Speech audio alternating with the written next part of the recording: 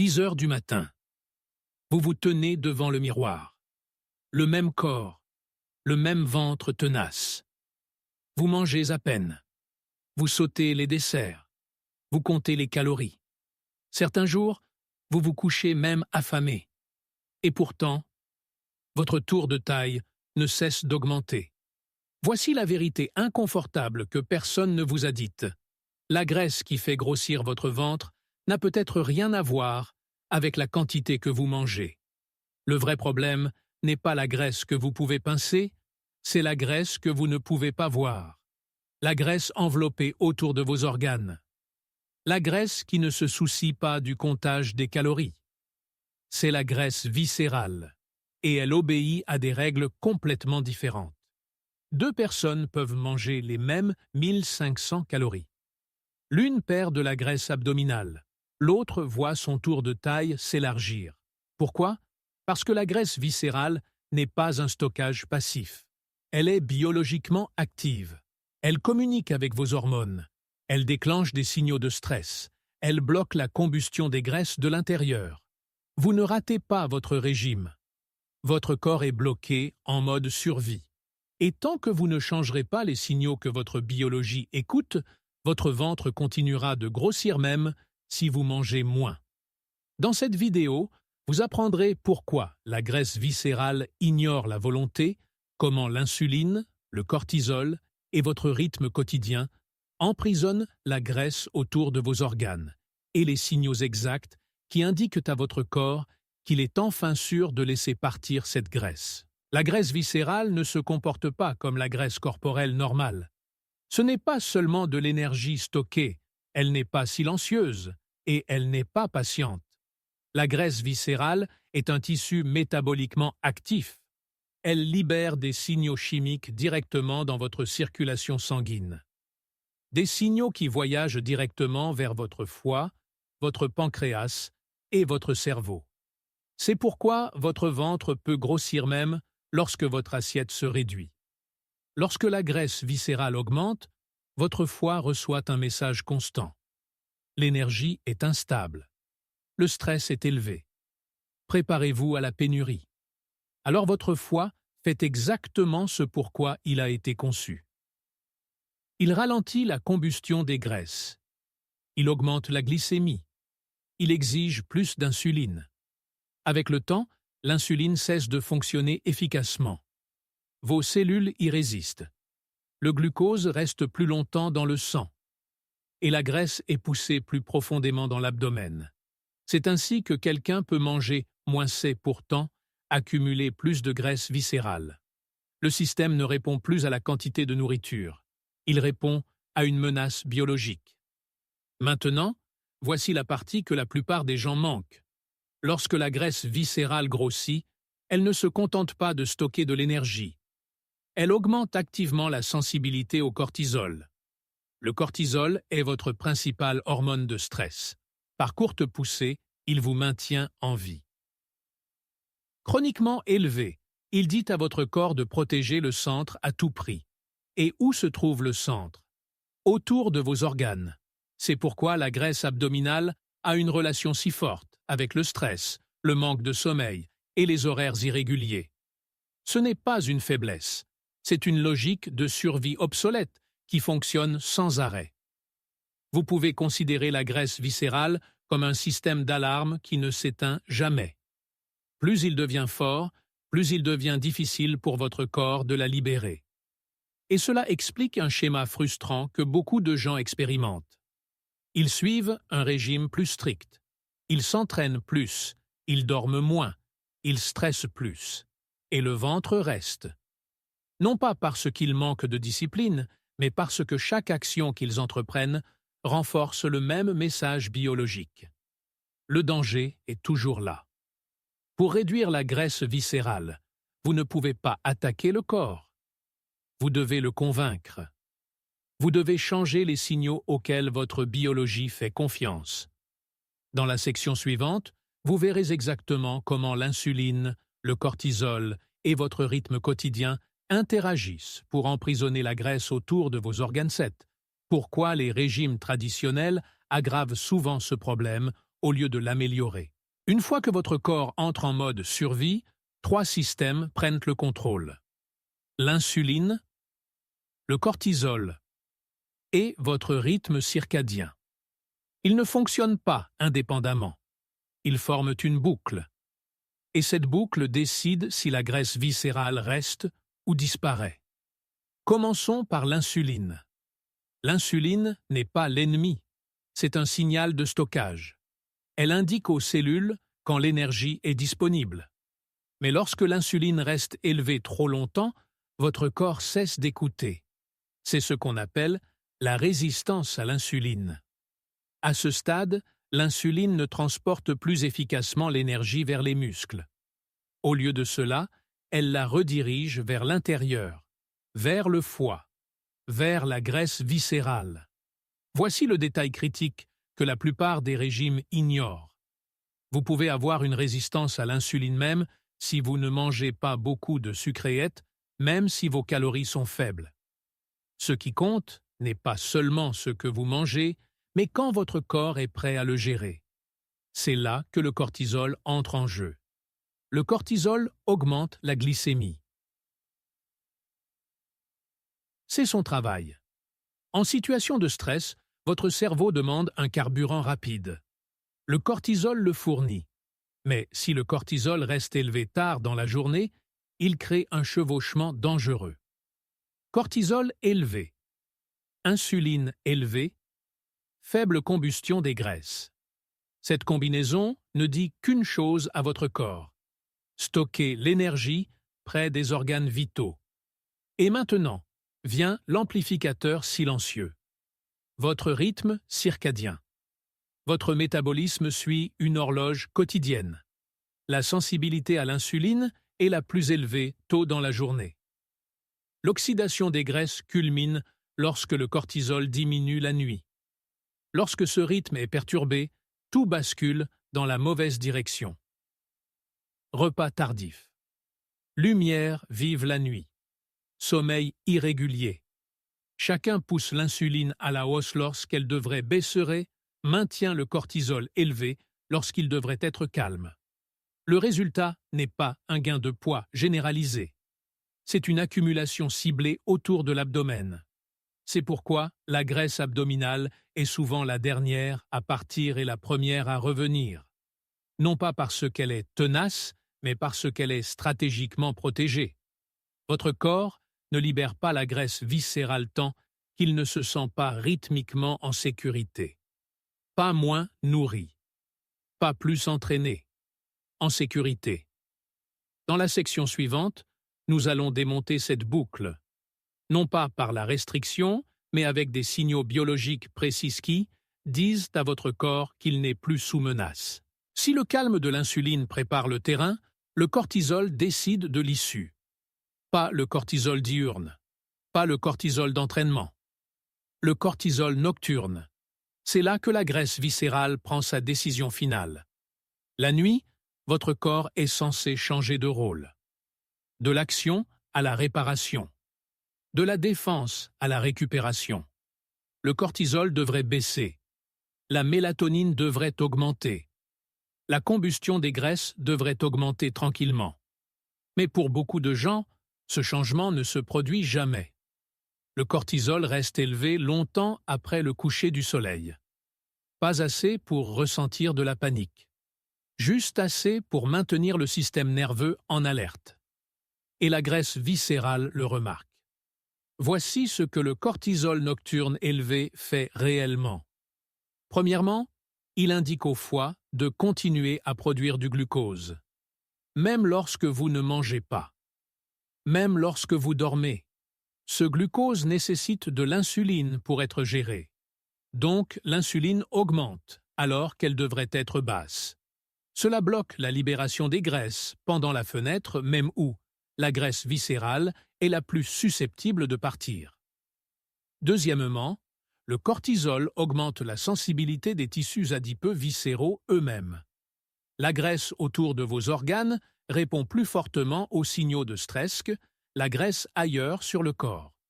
Cela signifie que l'abdomen devient le site de stockage par défaut pendant un stress prolongé. C'est pourquoi les personnes souffrant de stress chronique prennent souvent de la graisse abdominale sans prendre beaucoup de poids ailleurs. Maintenant, voici l'erreur que la plupart des gens font. Ils essaient de réduire le cortisol par la relaxation forcée. Respirez plus fort. Méditez plus longtemps. Empilez les compléments. Mais le cortisol n'est pas principalement contrôlé par l'effort, il est contrôlé par le contexte. Lumière, point, timing, point, prévisibilité. Une lumière vive, tard le soir, indique au cerveau qu'un danger peut encore être présent. Les repas tardifs indiquent au foie que la gestion de l'énergie n'est pas terminée. Un sommeil irrégulier indique au système nerveux de rester en alerte au cas où. La graisse viscérale interprète tout cela comme de l'incertitude. Donc, elle reste exactement où elle est. Le but n'est pas d'éliminer le cortisol. Ce serait dangereux. Le but est de donner au cortisol un point final clair. Lorsque le corps sait quand la journée se termine vraiment, il cesse de protéger l'abdomen si étroitement. C'est pourquoi les gens perdent parfois de la graisse abdominale sans changer du tout leur régime alimentaire, après avoir corrigé l'heure du sommeil et les habitudes du soir. Ils n'ont pas brûlé plus de graisse. Ils ont cessé de bloquer sa libération. Dans la section suivante, vous verrez comment de petits mouvements pendant la journée envoient le message opposé à la graisse viscérale sans déclencher de stress ni exiger plus de volonté. Après que l'insuline se calme et que le cortisol nocturne commence à baisser, le corps cherche une dernière confirmation. Le mouvement. Pas l'exercice, pas la punition, pas l'épuisement.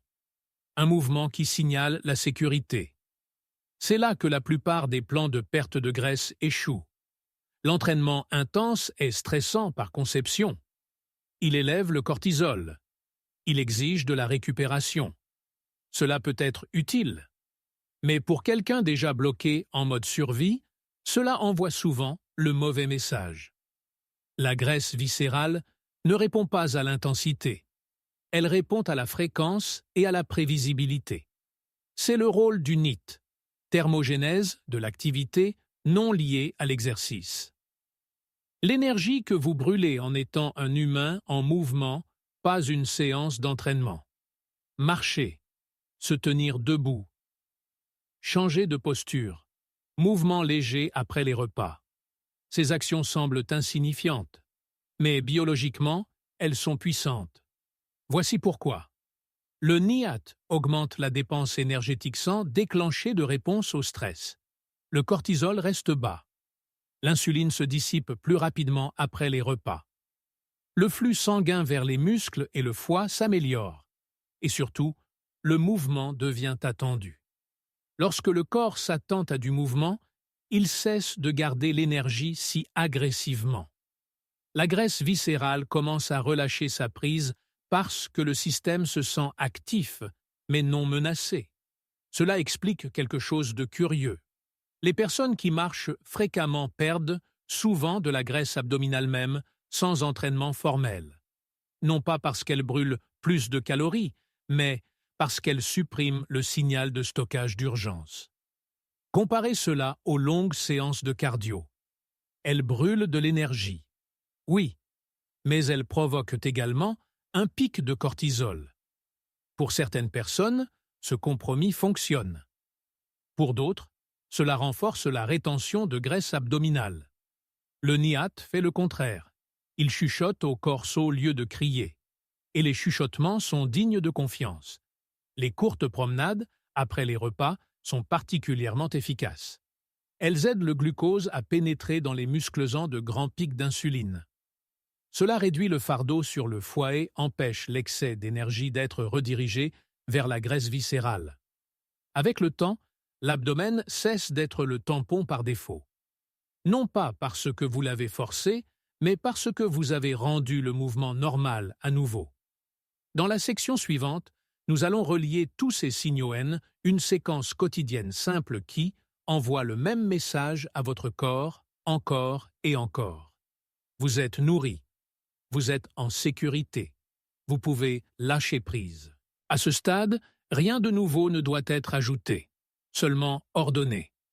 La graisse viscérale ne répond pas à des actions isolées, elle répond à des schémas. Ce qui compte n'est pas un repas, une marche ou une bonne nuit de sommeil. Ce qui compte, c'est la séquence. Votre biologie pose constamment une question. Que se passe-t-il ensuite? Lorsque la réponse est prévisible, les systèmes de défense se calment. Voici à quoi ressemble cette séquence lorsque. L'objectif est de libérer la graisse viscérale. La journée commence avec la lumière. La lumière naturelle, tôt, le matin règle l'horloge de votre cerveau.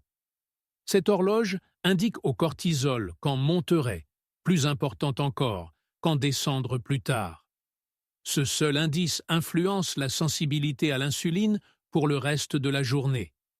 Puis vient le premier repas. Pas précipité, pas minuscule, pas excessif.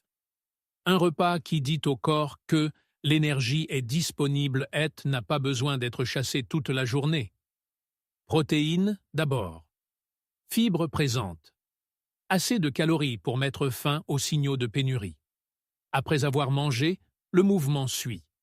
Pas intense, juste constant. C'est là que la marche après les repas s'intègre naturellement. Elle élimine le glucose sans urgence. Elle renforce le rythme sans stress. Au fur et à mesure que la journée avance, les repas ont des limites claires. Ils commencent. Ils se terminent. Pas de grignotage constant. Pas de sirotage interminable. Cela permet à l'insuline de monter puis de redescendre complètement. En fin d'après-midi, le corps sait déjà à quoi ressemblera la soirée. Le dîner est plus tôt, plus léger, prévisible. Non pas parce que manger tard est interdit, mais parce que le corps a besoin de clarté. Alors que la lumière s'estompe, la stimulation s'estompe avec elle. Les écrans s'éteignent, les voix s'adoucissent. Le système nerveux reçoit un message clair. Rien d'autre ne vient. C'est là que le cortisol lâche prise enfin. Et quand le cortisol lâche prise, la graisse viscérale cesse de s'accrocher. Pendant le sommeil, la graisse ne brûle pas de manière spectaculaire, elle se libère tranquillement. Le glucose se stabilise. L'insuline reste basse. La réparation prend le pas sur le stockage. Répétez cette séquence de manière cohérente et quelque chose d'important se produit. Le ventre ne rétrécit pas du jour au lendemain, mais il cesse de s'élargir. Puis, il s'adoucit. Puis, il recule. Non pas parce que vous vous êtes battu plus fort, mais parce que votre corps ne ressent plus le besoin de se protéger. Voici ce que ressent une vraie perte de graisse. Calme, progressive. Durable. Dans la dernière section, nous allons tout rassembler et clarifier sur quoi se concentrerait ce qu'il faut arrêter de blâmer. À ce stade, une chose devrait être claire. Votre corps n'a jamais été détraqué. Il répondait logiquement aux signaux qu'il recevait. Le problème n'a jamais été la discipline. C'était l'interprétation. Pendant des années, on vous a dit que la graisse abdominale signifiait la paresse, le manque de contrôle ou manger trop. Alors, vous vous êtes blâmé.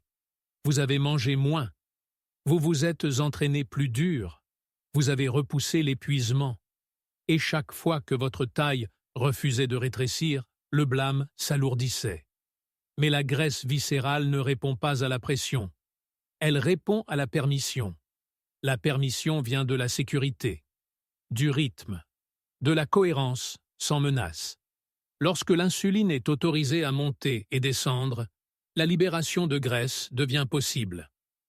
Lorsque le cortisol a un point final clair la nuit, l'abdomen cesse de garder l'énergie. Lorsque le mouvement est fréquent mais doux, le corps reste actif sans paniquer. Et lorsque ces signaux se répètent quotidiennement, votre biologie change ses priorités.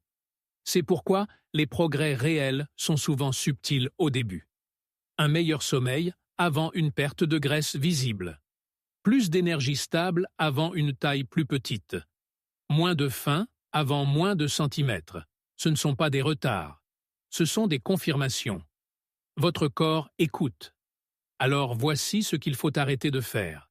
Arrêtez de vous punir d'avoir un ventre.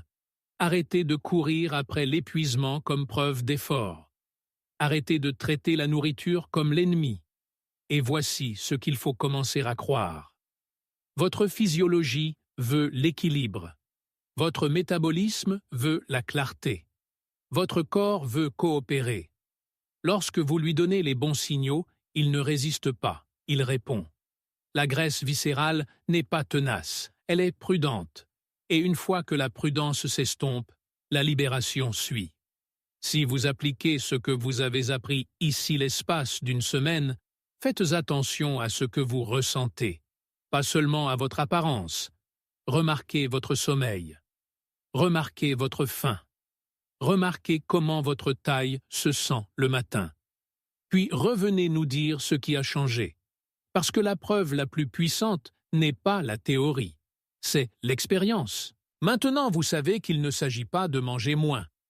Et il ne s'agit pas de forcer plus. Il s'agit d'envoyer les bons signaux dans le bon ordre, assez souvent pour que votre corps y croie. Voici donc comment transformer ces connaissances en action. Pas pour toujours, pas parfaitement, juste pendant 7 jours. Considérez cela comme une réinitialisation. Pas un défi, pas un test de discipline. Une conversation avec votre biologie. Pour les 7 prochains jours, concentrez-vous sur seulement 4 choses. Premièrement, structurez vos repas. Mangez des repas complets. Laissez-les commencer. Laissez-les finir. Pas de grignotage constant entre les deux. Deuxièmement, bougez doucement mais souvent. Marchez après les repas, si vous le pouvez. Levez-vous régulièrement. Rappelez à votre corps que le mouvement est normal, pas urgent. Troisièmement, protégez vos soirées. Baissez les lumières. Diminuez la stimulation. Laissez la journée se terminer clairement. Et quatrièmement, dormez à l'heure. Pas parfaitement, juste de manière cohérente. Pendant que vous faites cela, suivez 3 signaux. Votre taille le matin, la qualité de votre sommeil et vos niveaux de faim pendant la journée. Ne cherchez pas un changement spectaculaire. Cherchez une direction. Un ventre plus souple le matin. Un sommeil plus profond. Moins d'envie de grignoter. Ce sont des signes que la graisse viscérale n'est plus en alerte élevée. Si vous vous sentez plus calme avant d'avoir l'air plus mince, vous le faites correctement. Si vous voulez plus de vidéos comme celle-ci, où la biologie est expliquée sans honter, la perte de graisse est abordée sans punition, soutenez la chaîne. Aimez cette vidéo, abonnez-vous et activez les notifications. Et surtout, laissez un commentaire. Indiquez votre âge. D'où vous regardez. Et ce qui a été le plus difficile pour vous concernant la perte de graisse abdominale. Votre expérience compte, et elle contribue à façonner ce que nous créons ensuite. Rappelez-vous ceci. Votre corps ne vous combat pas, il vous protège. Et une fois qu'il se sent en sécurité, il lâche prise.